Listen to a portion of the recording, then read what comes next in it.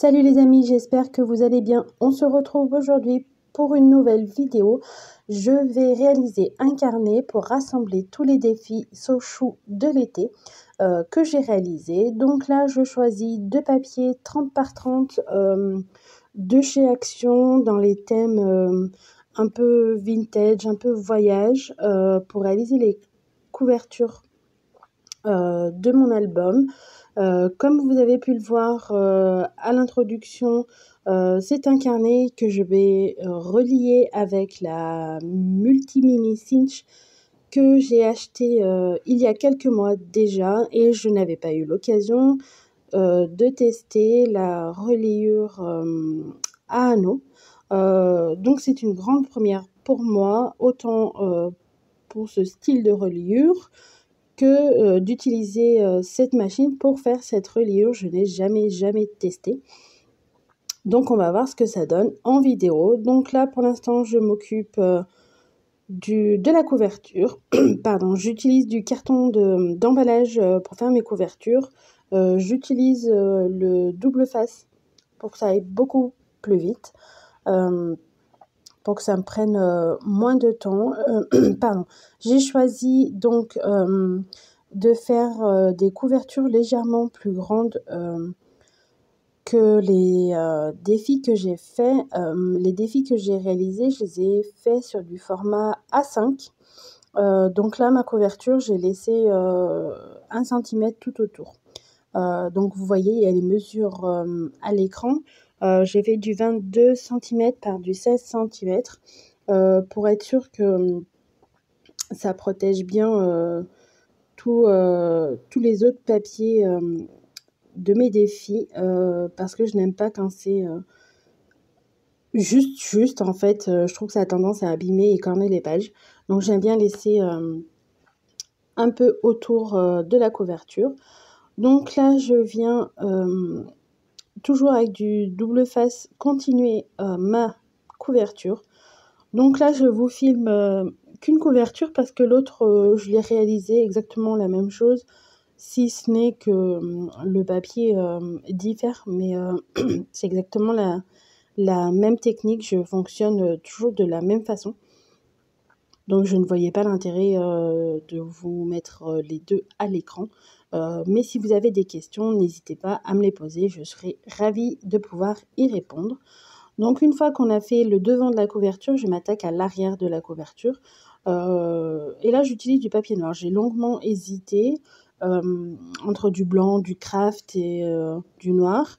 Sachant que le craft, je trouvais que c'était pas très raccord. Le blanc, il y avait déjà beaucoup de blanc avec le papier des défis. Donc j'ai plutôt opté pour du papier noir. C'est un papier assez fin. C'est papier qui fait partie du bloc blanc, craft et noir de chez Action. J'ai pas pris celui qui était épais, j'ai pris le plus fin. Pour faire ce genre de petits projets, ça suffit amplement. Il n'y a pas besoin de rajouter de grammage, on va dire, au papier, juste pour faire l'arrière de la couverture, c'est amplement suffisant. Donc j'essaye de centrer tout ça.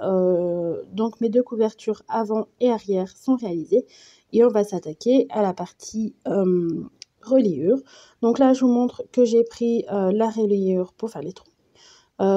J'ai pris des anneaux couleur bronze pour aller avec les couvertures dans le style vintage. Et je vais venir créer tous les trous sur mes feuilles pour pouvoir relier tout ça. Donc j'ai fait pas mal de coupures et de montage à ce niveau-là parce que pas que j'ai galéré, mais je m'y suis reprise à plusieurs fois pour être sûre et certaine de ne pas me tromper dans les trous. C'est un peu ma hantise chaque fois que je fais ce genre de reliure, que ce soit comme ça ou même à disque. J'ai toujours peur de me tromper dans les trous et ça nous plombe carrément notre projet. Donc j'ai pris pas mal de temps. Restez jusqu'à la fin de la vidéo, je vais vous montrer en détail toutes les pages de tous les défis que j'ai réalisés parce qu'il y en a qui ne sont pas en vidéo. Les principaux auxquels j'ai posté ma participation sont sur ma chaîne YouTube, mais j'en ai réalisé d'autres.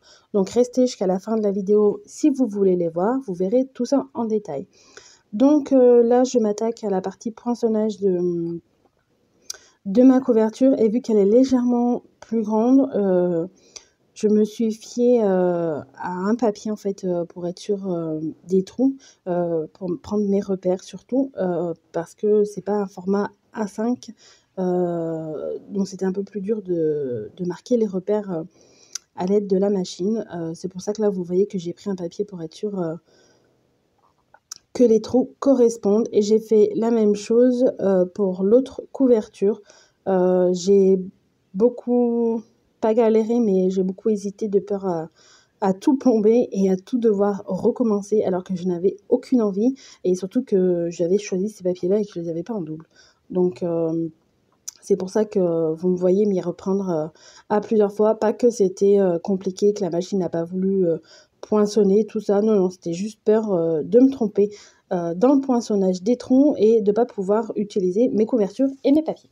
Donc, une fois que j'ai tout poinçonné à l'aide de ma machine, je suis venue prendre donc ma reliure à anneaux et je vais couper la taille que j'ai besoin. Donc, il me semble de mémoire que j'ai fait 11 troncs pour pouvoir relier tous les défis. Donc ça, c'est une grande première pour moi. C'est la première fois que je réalise un carnet comme ça. Donc là, ma hantise aussi, c'était de me tromper dans le sens pour pouvoir relier la couverture et les pages. Encore que la couverture que je n'avais pas choisie soit à l'avant ou à l'arrière, c'était pas bien grave, mais c'était surtout dans le sens en fait. Donc là, je suis venue mettre tous mes papiers en place et je vais venir relier tout ça. Donc faut savoir au début que quand j'ai commencé à relier là, appuyer sur le levier, j'y allais très doucement de peur de casser la reliure en fait, jusqu'à que je comprenne en fait que pas du tout, justement, il faut forcer pour que ça ferme les anneaux en fait, parce qu'au début je me demandais mais pourquoi ça ne les ferme pas? J'avais peur que les anneaux que j'avais pris ne se correspondent pas, que ce ne soit pas la taille, alors que quand j'ai commandé la machine, c'était marqué que c'était recommandé, donc c'est ceux qui font 1,54 cm de diamètre.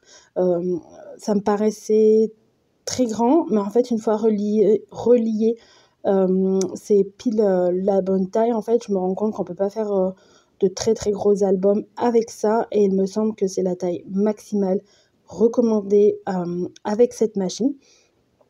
Donc après m'y être repris à plusieurs fois, j'ai finalement fini par comprendre qu'il fallait appuyer et forcer pour pouvoir former les anneaux, fermer les anneaux.